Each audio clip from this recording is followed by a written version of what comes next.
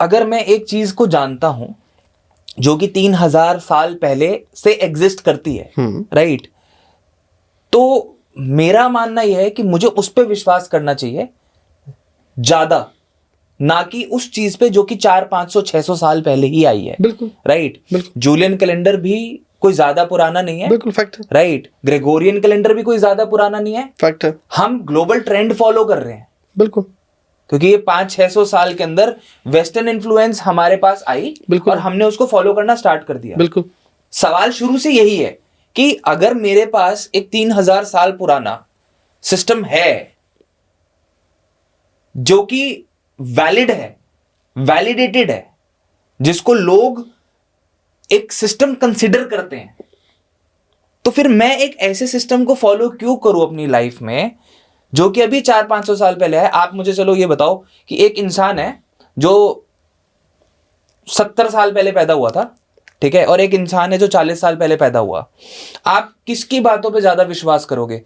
आंखों देखी किसकी ज्यादा सही होगी, 70 साल वाले की या 40 साल वाले की? दोनों की सही हो सकती है। कैसे? उसने जो चीज देखी, एक्सपीरियंस किया, ठीक है, वो अपनी एग्जैक्ट सिचुएशन को सही बता सकता है, वो 40 साल वाला बंदा बता सकता है? 40 साल वाले अपने सिचुएशन को बता सकता है, अपनी बता सकता ना सर। तो मैं तो बात कर रहा हूं ना कि 1965 में एक इंसान पैदा हुआ, राइट, 1977 में उसके साथ एक चीज भी थी, उसके साथ भी थी, वो उसको ज्यादा एक्चुअल और फैक्चुअल बताएगा ना कि एक इंसान जो 1995 में पैदा हुआ। बिल्कुल, राइट। तो जब मेरे पास एक बिलीफ सिस्टम है जो कि 3000 साल पुराना है, राइट, मैं उसको क्यों नहीं बिलीव कर रहा? मैं क्यों 400-500 साल पुराने बिलीफ सिस्टम को फॉलो कर रहा हूं, जिसको आप खुद कह रहे हो एज ए न्यूमरोलॉजिस्ट कि it is more factual and automated, वो ऑटोमेटिकली एडजस्ट करता है। मैं इस चीज को इसमें कोई शक नहीं कि ग्रेगोरियन कैलेंडर नया है, ये फैक्ट, ठीक है। आपकी ये बात भी फैक्ट है कि जो विक्रम संवत है वो ज्यादा पुराना है, ठीक है,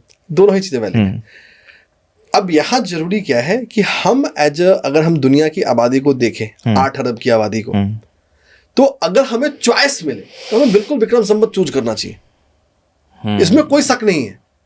लेकिन ये करने से, ये एडॉप्शन करने से न्यूमरोलॉजी के एग्जिस्टेंस को कोई फर्क नहीं पड़ता है। न्यूमरोलॉजी फिर भी एग्जिस्ट करेगा, न्यूमरोलॉजिस्ट के एग्जिस्टेंस में सवाल उठा सकते हैं। हाँ, मैं वही तो बोल रहा हूँ सर कि चलो ठीक है, मैंने मान लिया कि न्यूमरोलॉजी तो मैं मना कर ही नहीं रहा कि एग्जिस्ट कर रही है, अंकशास्त्र की बात तो हुई है, ठीक है, राइट।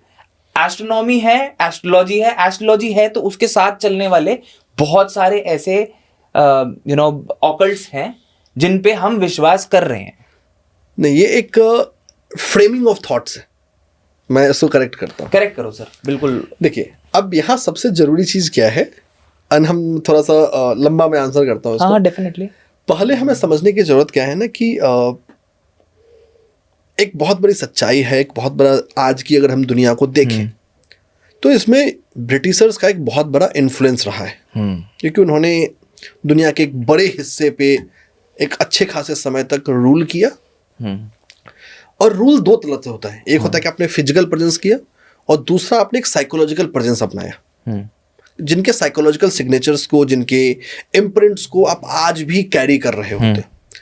तो हम सब जितने लोगों की हम मेमोरीज की बात कर रहे हैं, जिनकी अपनी याददाश्त हैं, जिनकी लिव्ड एक्सपीरियंसेस हैं, वो सारे उसी सिनेरियो में हुए हैं, उसी सिचुएशन में हुए हैं जो उस ग्रेगोरियन कैलेंडर के छाप में या उस जूलियन कैलेंडर के छाप से ही जी के निकले।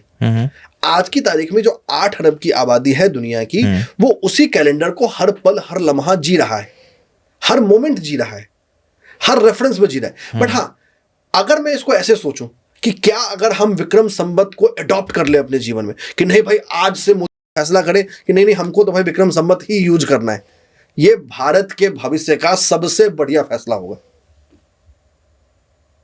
इससे भारत का भी भला होगा और हर भारतीय का भला होगा कि अगर हम इस ग्रेगोरियन कैलेंडर को छोड़कर हम अपने विक्रम संवत में चले जाएं तो आधी जो जीवन में आने वाली समस्याएं हैं उसका समाधान मिलना शुरू हो जाएगा।